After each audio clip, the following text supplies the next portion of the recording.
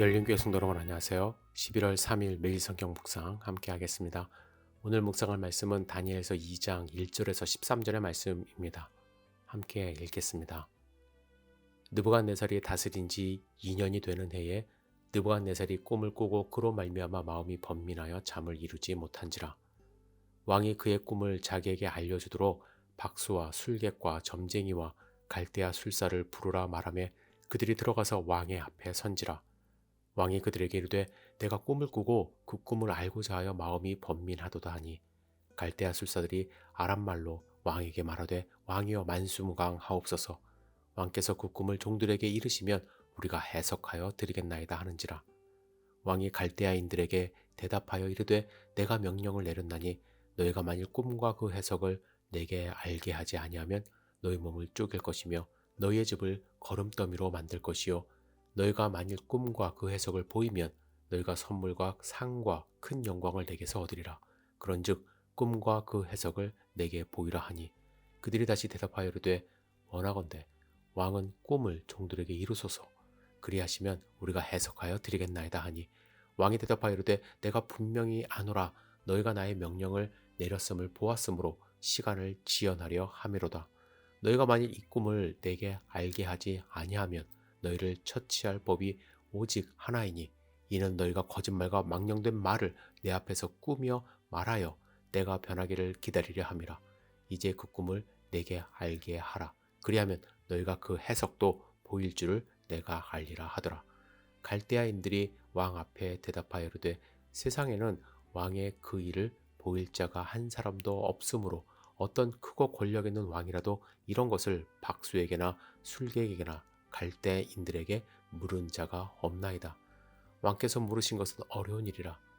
육체와 함께 살지 아니하는 신들 외에는 왕 앞에 그것을 보일 자가 없나이다 한지라. 왕이 이로 말미암아 진노하고 통분하여 바벨론의 모든 지혜자들을 다 죽이라 명령하니라. 왕의 명령이 내림에 지혜자들은 죽게 되었고 다니엘과 그의 친구들도 죽이려고 찾았더라. 아멘. 다니엘은 느부갓네살 원년에 바벨론으로 포로로 잡혀왔습니다.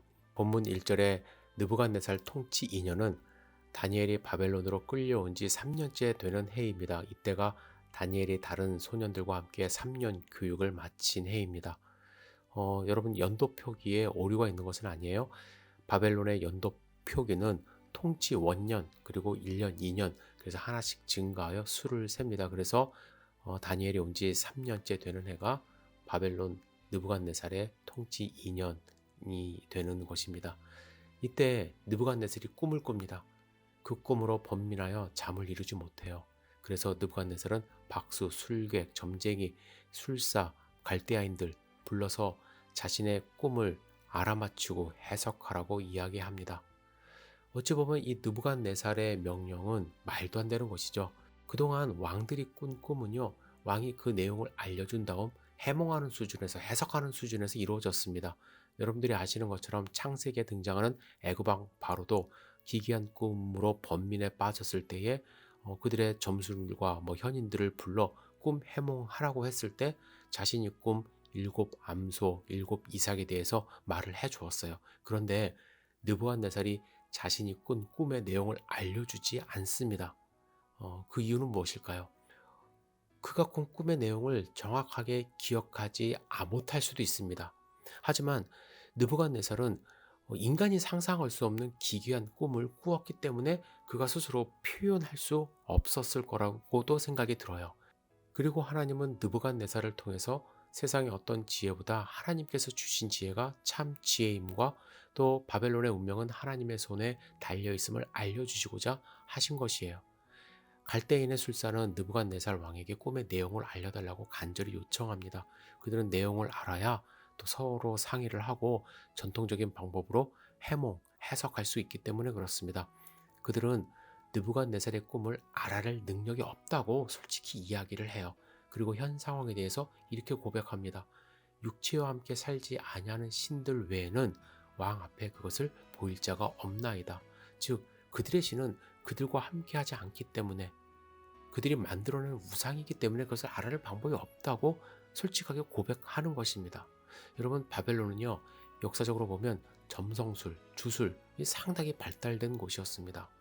예수님이 탄생하셨을 때 별을 보고 찾아온 사람들도 바벨론 근처에서 출발한 박사들이었어요. 그들은 주어진 상황에서 자신들의 지식과 경험을 통해서 해석하는 일은 잘 해왔습니다. 하지만 왕은 어떠한 단서도 주지 않고 있었던 일을 지금 알아내라고 하는 것이에요. 그들은 왕의 명령 앞에서 그러한 능력은 없다는 것을 스스로 고백하고 있습니다. 그런데 여러분, 역사적으로 사람들은요, 이러한 주술사, 박사, 무당, 그들이 진리라고 생각하고 마치 그들이 나의 미래를 다 아는 것처럼 의지하며 살아왔습니다. 참 신기한 것은 이 과학이 달나라도 가고 우주에 로켓을 쏴 올리고 하는 이 현대 시대에 여러분, 점집이 훨씬 더 성행하고 있다는 사실 아십니까? 우리가 불안해서 그래요. 불안한 마음으로 미래를 조금이라도 알고 싶고 안다고 한다면 돈을 주고 그들에게 믿음을 주고 그들을 의지하려 합니다. 그러나 여러분, 분명히 아셔야 돼요. 그들은 거짓이에요. 무능력합니다. 결코 우리의 미래를 알아맞힐 수가 없어요. 여러분, 오늘 본문을 읽으면서 나는 그동안 무엇을 의지하며 살아왔는가? 여러분들은 안 그러시겠지만 무엇을 의지하며 살고 있는가 잘 생각해 보세요. 지금 느부갓네살을 통해서 하나님은 그동안 바벨론이 무엇을 의지해왔고 그것이 참된 것이 아님을 보여주고 계시는 과정 가운데 있습니다. 거짓된 것 의지하지 않기를 주님의 이름으로 축복합니다. 그리고 내가 지금 참 하나님, 모든 것을 주관하시는 하나님을 의지하고 살는지 나의 믿음에 대해서 정확하게 바라보는 하루가 되기를 주님의 이름으로 축복합니다. 기도하겠습니다. 전능하신 주님, 오늘 본문을 통해서 나는 무엇을 의지하며 제대로 살고 있는가? 세상적인 사람들, 세상에서 말하는 것 의지하고 따라가고 있는 것은 아닌가? 잘 생각해 볼 수 있도록 인도하여 주옵소서. 그들은 우리의 미래를 알 수가 없습니다. 우리를 정확하게 바라볼 수도 없습니다. 그럼에도 불구하고 사람들은 그들을 쫓아갑니다. 주님, 현혹되지 않도록 인도해 주시고 하나님을 믿는 굳건한 믿음으로 승리하는 삶을 살 수 있도록 축복하여 주시옵소서. 예수님의 이름으로 기도드렸사옵나이다. 아멘.